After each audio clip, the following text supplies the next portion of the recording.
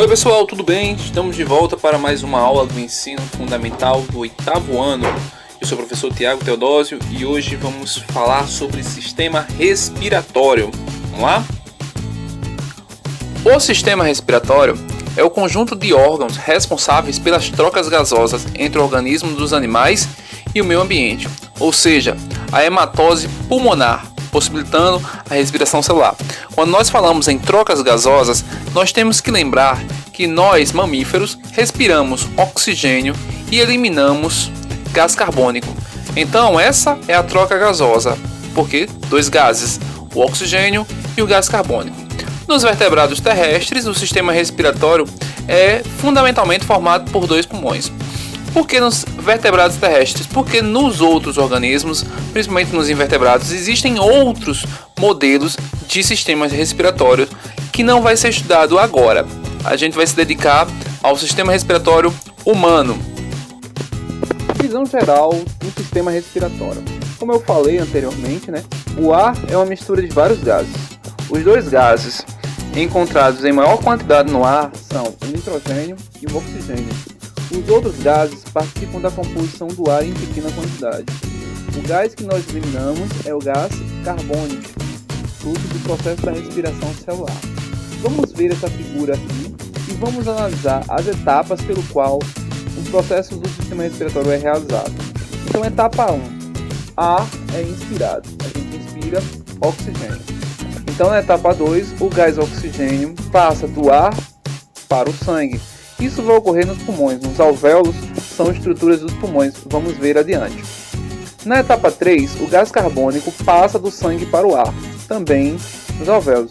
E aí é que se chama hematose, esse processo pelo qual o gás oxigênio passa do ar para o sangue e o gás carbônico passa do sangue para o ar.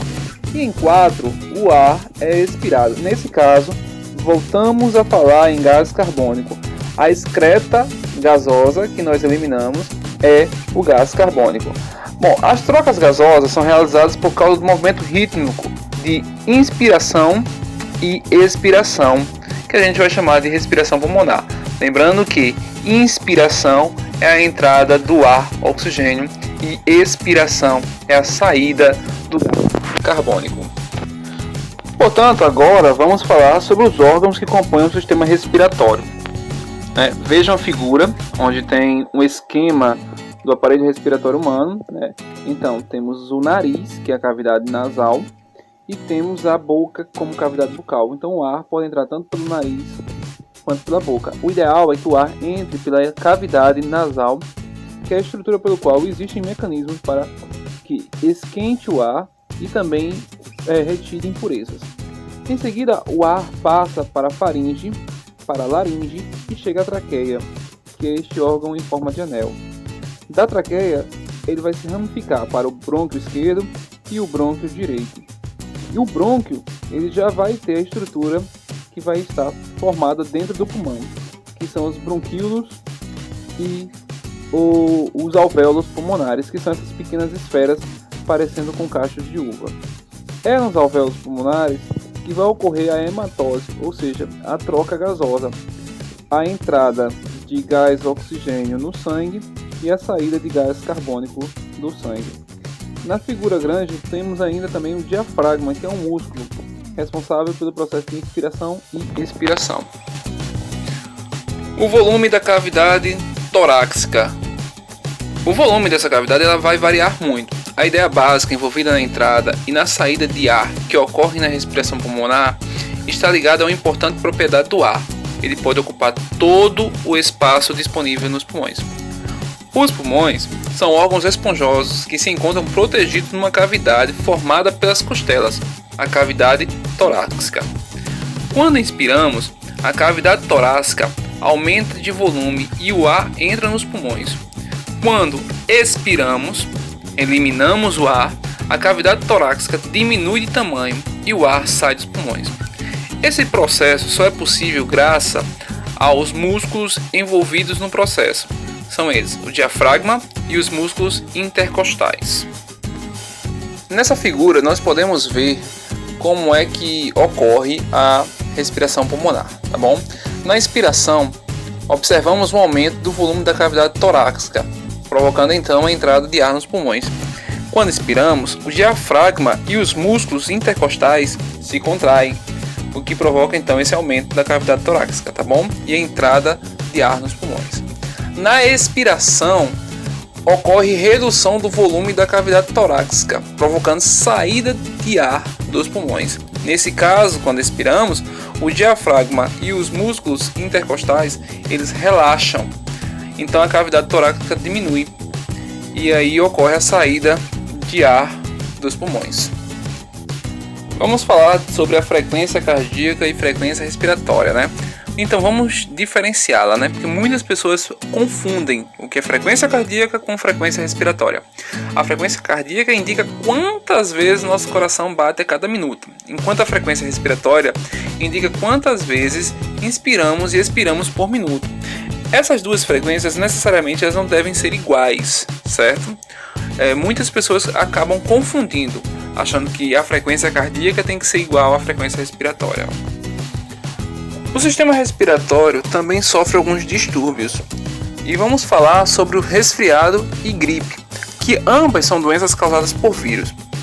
O resfriado e a gripe, são enfermidades que passam de uma pessoa para outra pessoa por meio de vírus presentes em gotículas de saliva espalhadas ao tossir ou espirrar. O vírus que causa o resfriado entra pelo nariz e se instala nas células da cavidade nasal e da faringe, causando sua inflamação. Os sintomas incluem nariz entupido, escorrendo, tosse e mal-estar. Já a gripe, outra virose que ataca o sistema respiratório, manifesta seus sintomas de 1 a 4 dias após o contágio. Seus efeitos são mais violentos do que os do resfriado e incluem dor de cabeça, febre, perda de apetite, fraqueza e dores nos músculos, na pele e nas articulações. A pneumonia e a tuberculose são doenças respiratórias causadas por bactérias.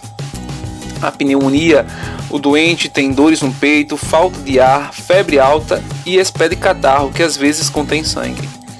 Já na tuberculose, a bactéria que ataca os rins, os ossos e o cérebro, mas como via de entrada do organismo é o sistema respiratório, são os pulmões os primeiros que ela afetam.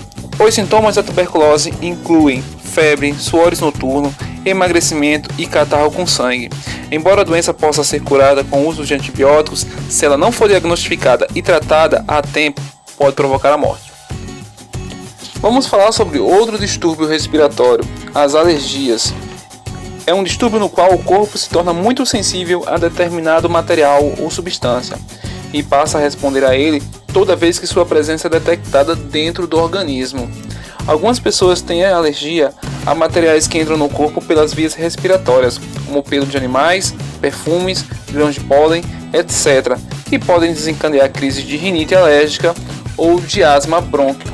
A fibrose pulmonar, ela ocorre devido à inalação frequente de pó de sílica, pó de carvão e fibras de asbestos, que é o amianto, pode conduzir à fibrose pulmonar, na qual, em reação à presença dessas partículas estranhas nos pulmões, o organismo produz uma camada de tecido conjuntivo fibroso, cheio de fibras, que reveste o material intruso. Quanto maior for a quantidade de partículas inalada, maior a quantidade de tecido fibroso produzido e maior a perda da elasticidade pulmonar, o que dificulta a inspiração e as trocas gasosas no pulmão. Então, pessoal, finalizamos nosso estudo por hoje. Eu quero que todo mundo se dedique bastante a esse conteúdo. Temos uma atividade para ser feita. Bons estudos a todos, bom final de semana e todo mundo se proteja dessa pandemia.